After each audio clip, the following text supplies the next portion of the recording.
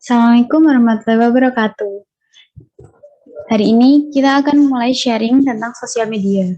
Nah, sebelumnya di sini sudah ada narasumber yaitu Mbak Intan yang akan menemani selama materi ini.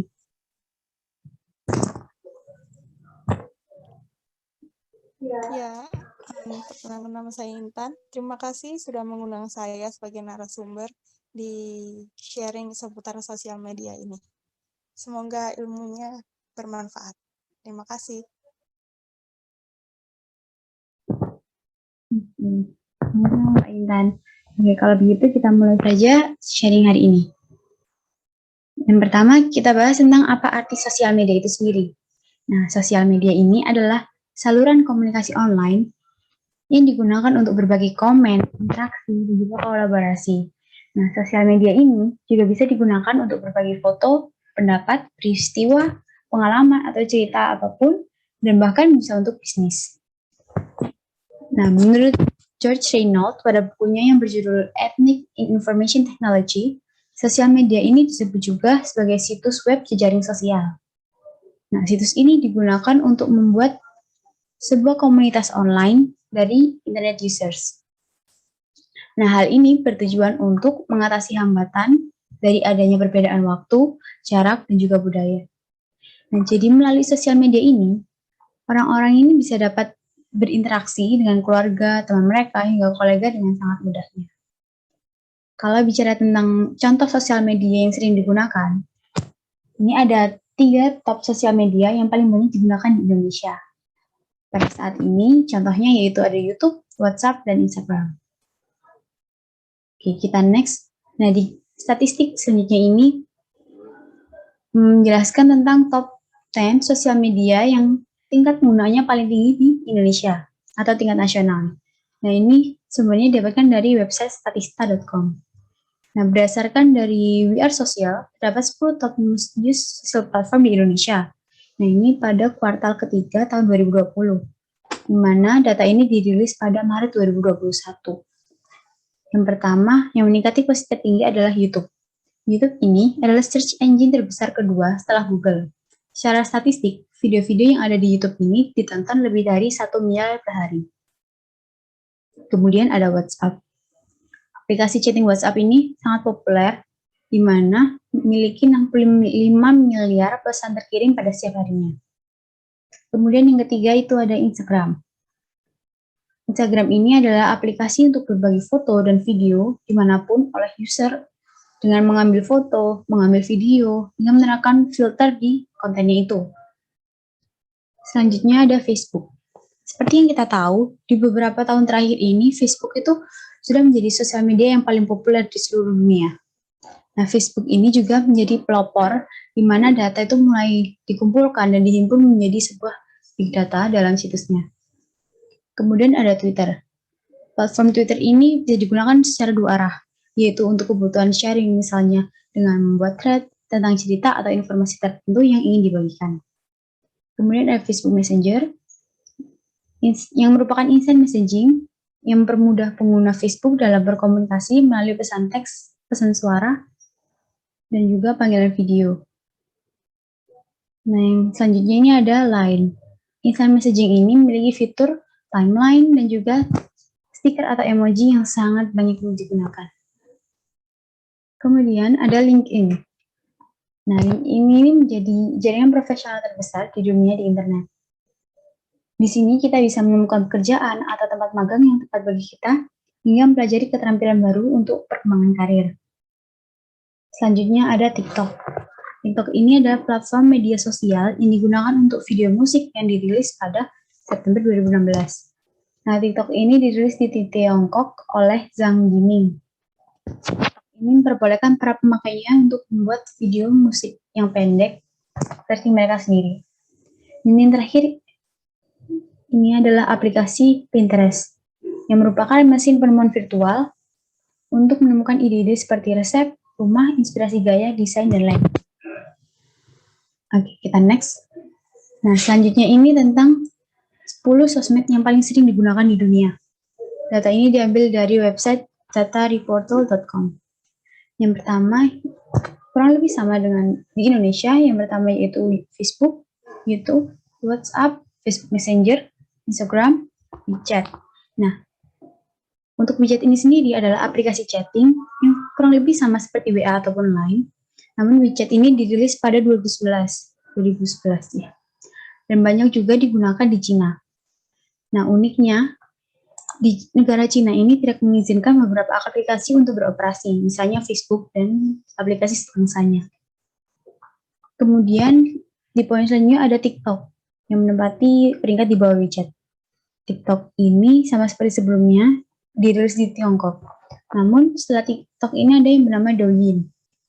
Nah, TikTok ini adalah adaptasi Douyin dari Tiongkok yang ada di Indonesia. Nah, Douyin itu sendiri memiliki server yang berbeda dari TikTok. Jadi data yang ada di TikTok tidak akan sama dengan yang ada di Douyin dan sebaliknya. Kemudian ada sosial media yang bernama Kiki atau QQ. Nah, sosial media ini merupakan kompetitor terbesar WeChat.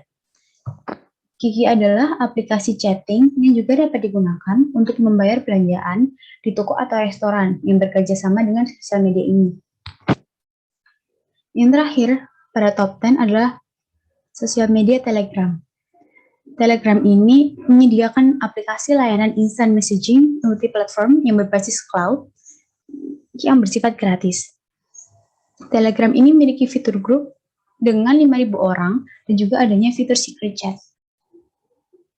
Oke, kita lanjut ke slide selanjutnya. Di sini ada beberapa kebijakan atau hal yang bisa dilakukan untuk menggunakan sosmed dengan bijak. Nah, ada beberapa hal yang harus diperhatikan. Yang pertama ada jaga etika, di mana kita harus menggunakan bahasa yang sopan, baik, dan juga layak. Kemudian ada jangan asal posting konten di sosial media, di mana harus memilah sebelum diunggah sesuai dengan privasi yang bisa kita atur. Nah, ini bertujuan supaya konten bisa lebih bermanfaat bagi pengikut kita. Kemudian, poin selanjutnya yang tidak kalah penting yaitu hindari penyebaran hoax. Kita harus melakukan cross-check kebenaran cerita sebelum menyebarkannya. Kita harus tahu nih, ini berita itu sudah benar atau tidak. Pengguna media sosial itu dituntut agar lebih cerdas lagi dalam menangkap dan menyebarkan informasi. Dalam bersosial media, kita juga harus menghindari penyebaran sara ataupun aksi kekerasan lainnya. Kemudian, yang terakhir yaitu protect your privacy, di mana kita tidak perlu detail mencantumkan informasi atau mengumbarnya ke sosmed. Misalnya, informasi yang tidak bisa terlalu diumbar yaitu nomor HP hingga alamat. Selanjutnya nih, ada poin kecanduan sosmed. Nah, di era sekarang kan, pengguna media sosial itu tidak kenal usia dari anak-anak hingga orang tua. Media sosial itu juga hampir mengubah cara masyarakat modern berkomunikasi secara sepenuhnya. Memang media sosial bermanfaat, apalagi untuk kebutuhan bisnis maupun komunikasi dengan seseorang yang jaraknya jauh. Media sosial ini juga dirancang untuk semua orang agar bisa menyebarkan informasi dengan cepat. Namun, di sisi lain, media sosial itu telah membuat banyak orang merasa kecanduan yang menimbulkan beberapa dampak negatif. Misalnya ada gangguan penglihatan, gangguan waktu tidur, hingga berkurangnya rasa percaya diri. Nah, bahkan bisa meningkatkan rasa kecemasan dalam diri pengguna itu. Oleh karena itu, diperlukan suatu pengendalian dalam bersosial media dalam kehidupan sehari-hari. Beberapa solusi ini bisa dilakukan untuk mengendalikan hal itu, misalnya memperbanyak sosialisasi di kehidupan nyata, lalu menghapus akun sosial media yang tidak digunakan, dan juga mencari kegiatan atau hobi lain yang bermanfaat. Nah, menurut Mbak Intan ini, kira-kira gimana sih tanggapannya tentang kecanduan sosmed ini khususnya bagi generasi milenial?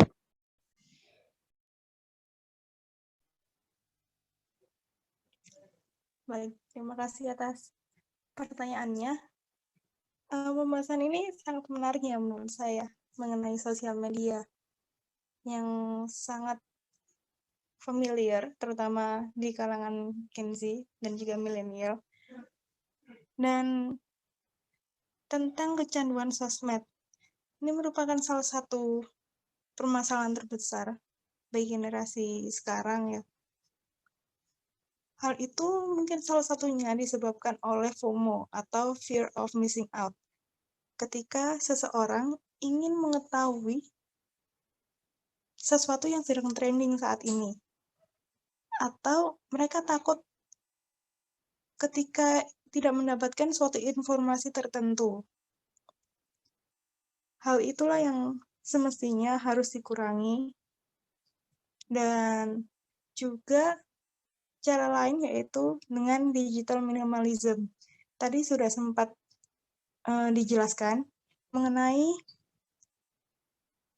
bagaimana cara mengurangi atau install aplikasi-aplikasi yang sekiranya kurang dibutuhkan dalam kegiatan kita. Terkadang kita tidak sadar bahwa dalam smartphone kita atau gadget lain memiliki banyak aplikasi, tapi ternyata tidak semua dari aplikasi itu kita gunakan. Sehingga cara lainnya yaitu dengan cara mengurangi intensitas dalam bermain sosmed sendiri. Mungkin kita bisa memulainya dengan mengurangi jam yang kita gunakan atau yang kita habiskan untuk scrolling dan juga bermain sosmed. Sehingga kita bisa melakukan kegiatan lain yang lebih kita butuhkan dan bisa bermanfaat. Dan pada akhirnya mengurangi dampak negatif daripada sosial media itu sendiri. Mungkin itu saja pendapat dari saya. Terima kasih. Baik, menarik sekali tanggapan dari Mbak Intan. Nah, setelah itu kita akan berpindah ke topik selanjutnya. Nah, bagaimana sih tentang fenomena baru yang terjadi di generasi Z yang melakukan migrasi atau beralih ke HP jadul demi tujuan untuk kesehatan mental. Oke. Nah, baru-baru ini juga ada riset di Nottingham, Inggris yang menunjukkan bahwa adanya peningkatan kecenderungan Gen Z untuk meninggalkan ponsel pintarnya dan beralih ke handphone jadul atau feature handphone. Ponsel jadul ini juga mengembalikan esensi potensial yang sesungguhnya dari sebuah telepon, yaitu hanya untuk mengirim pesan dan menelpon. Tapi selain itu, pengguna ponsel jadul ini juga bertujuan untuk menjaga kesehatan mental penggunanya.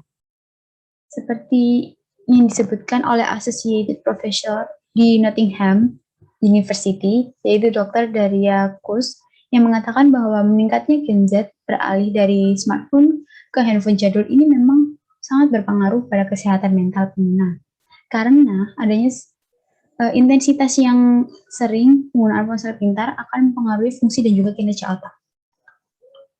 Selain itu juga berdasarkan penelitian, Gen Z ini banyak menghabiskan waktu rata-rata di depan smartphone sebanyak sekitar 29 jam dalam satu minggu. Bahkan 48% dari mereka itu juga mengaku merasa cemas, sedih, dan juga depresi saat menggunakan media sosial. Nah, hal itu mungkin bisa berujung ke tidak terkendalinya emosi dan menyebabkan stres. Kalau dari saya pribadi, penggunaan ponsel jadul ini hanya memiliki fungsi yang lebih sedikit dari smartphone yang sangat canggih sekarang. Dan ponsel jadul ini hanya akan melibatkan user dalam periode waktu yang terbatas, sehingga nanti akan bisa mempengaruhi kesehatan mental dari penggunanya itu. Fenomena yang sangat berdampak bagus ini bisa juga berdampak dengan tidak terlalu menyitanya banyak waktu. Nah, nantinya bisa menimbulkan dampak yang bagus, yaitu lebih banyak waktu akan bisa digunakan untuk melakukan rekreasi bersama keluarga, teman atau kolega, dan bahkan ikut kegiatan lain yang dapat meningkatkan kesehatan mental.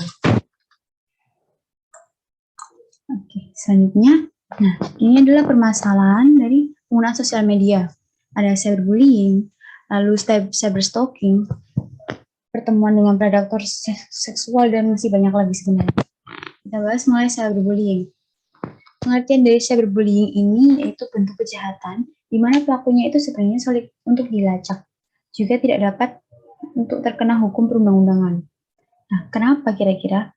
Ternyata ini tuh karena pelaku cyberbullying ini bisa saja mengganti nama atau IP address perangkatnya itu dan banyak hal lain yang bisa menyulitkan para penegak hukum untuk menindaklanjutinya. Nah, cyberbullying ini bisa menjadi semakin banyak, apalagi dengan perkembangan teknologi yang sangat pesat sekarang. Sebagai pengguna sosial media, kita seharusnya memikirkan dengan matang apa yang akan diposting yang akan menjadi konten. Karena bisa saja konten yang diposting itu termasuk dengan cyberbullying. Dari sisi korban cyberbullying itu bisa saja menimbulkan dampak yang kurang baik terhadap tekanan mentalnya, yang kemudian menimbulkan kondisi depresi. Kemudian kita berpindah ke cyberstalking, atau yang artinya itu pembuntutan dunia maya. Nah, di cyberstalking ini, penggunaan internet itu digunakan untuk melacak keberadaan seseorang, atau bahkan melecehkan seseorang. Ini mungkin termasuk tuduhan palsu, fitnah, atau pemantauan, membuat ancaman hingga permohonan dari anak-anak untuk seks, atau bahkan bisa juga menjadi pencurian identitas yang mungkin demi tujuan penggunaan konten yang tidak pantas. Nah, hal ini tuh berhubungan dengan munculnya predator seks yang mungkin juga memanfaatkan media sosial itu untuk melancarkan aksinya. Sebenarnya masih banyak permasalahan lain dari adanya media sosial ini. Oke, kita sudah berada di penghujung sesi sharing. Sebelumnya, terima kasih banyak Mbak Intan atas waktu yang telah diluangkan untuk mengikuti sharing ini. Ya, terima kasih atas penjelasannya yang singkat, padat, dan jelas mengenai sosial media ini. Mulai dari definisi, kemudian macam-macam dari sosial media, sampai dengan dampak negatif dan juga permasalahan terkait dengan sosial media. Terima kasih sekali lagi atas menambah wawasan ini. Terima kasih.